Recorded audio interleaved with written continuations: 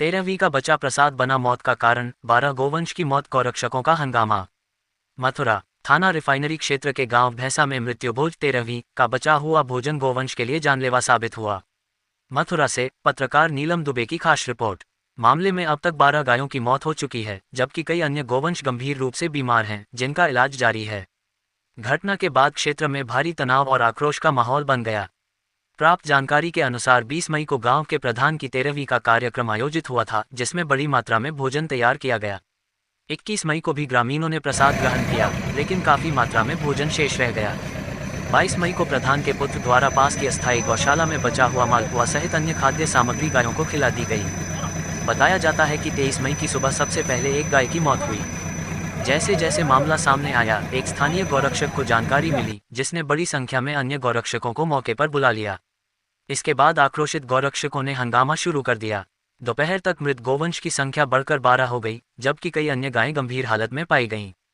बीमार गोवंश को तत्काल उपचार के लिए ड्रिप चढ़ाई गई और पशु चिकित्सकों की टीम को लगाया गया। सूचना मिलते ही उप जिलाधिकारी सदर आदेश कुमार मौके पर पहुंचे और स्थिति को संभाला। उन्होंने आक्रोशित लोगों को समझाकर शांत कराया। एसडीएम ने बताया कि सभी मृत गोवंश का पोस्टमार्टम कराया जा चुका है और सैंपल भी एकत्र कर लिए गए हैं, जिनकी रिपोर्ट रविवार तक आने की संभावना है। इस पूरे मामले में संबंधित वीडियो के आधार पर थाने में तहरीर भी दी गई है और प्रशासन द्वारा जांच शुरू कर दी गई है। प्रशासनिक लापरवाही और भोजन के असुरक्षित निस्तारण ने इस दर्दनाक घटना को जन्म दिया।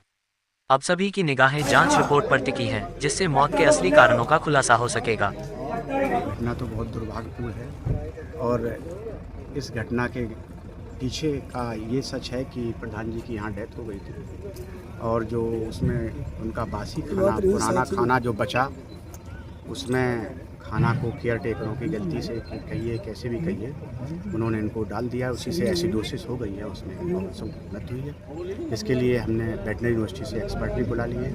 लगातार उपचार चल रहा है, हमारे 10 डॉक्टर लगातार कर रहे हैं। ये फूड पॉइजनिंग माना जाएगा? हाँ, उसी टाइप एसिडोसिस होती है जो बासी खाना खाने से। कितनी गाय की मृत्यु हो चुकी है? 10 गाय की मृत्यु। कितनी गाय इसमें मरणासन हालात में है? 128 गाय टोटल थी और इसमें 8-10 गाय सीरियस है, जिन्होंने निकटवर्ती अस्पतालों में भेजा गया।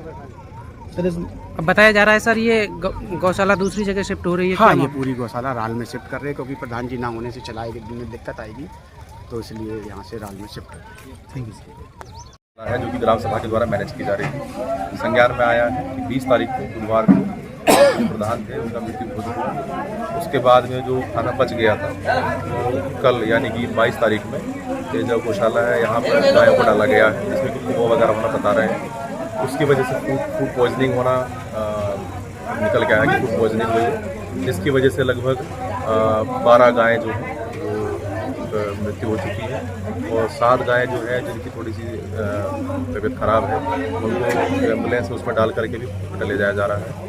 और बाकी के लिए यहाँ पे चारा और ये सब चीज़ें व्यवस्थाएं करी जा रही हैं, जिसके भी कोई गलती नज़र आ रही है या उसके लिए प्रशासन पूरी कार्रवाई करेगा। अभी इनसे तहरीर ली जाएगी, कार्रवाई की जाएगी। गौशाला में कितने रखरखाव के लिए केयर टेकर रखे गए थे सर? गौशाला में केयर टेकर वैसे तो एक परमानेंट रखा गया है, बता रहे हैं कि 2 लोग रखे गए हैं अलग से, क्योंकि एक ही का बता रहे दिया जाता है मान लो 2 रखे गए थे। बाकी जो भी है वो जांच में विषय है, जांच में जाएगा। एक ही मैंने जैसे बताया कि ऑफिशियली एक ही रखा गया है, पेरोल दिया था।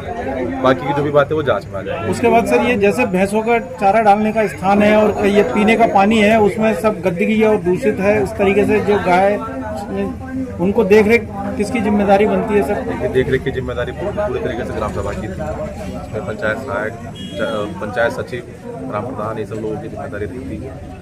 और अभी जो हमारे सीवीओ की टीम है वो लोग भी लगी हुई है, इनसे पूरी विस्तृत जांच रिपोर्ट मांगी जाएगी और जो भी दोषियों के खिलाफ कार्रवाई की जाएगी।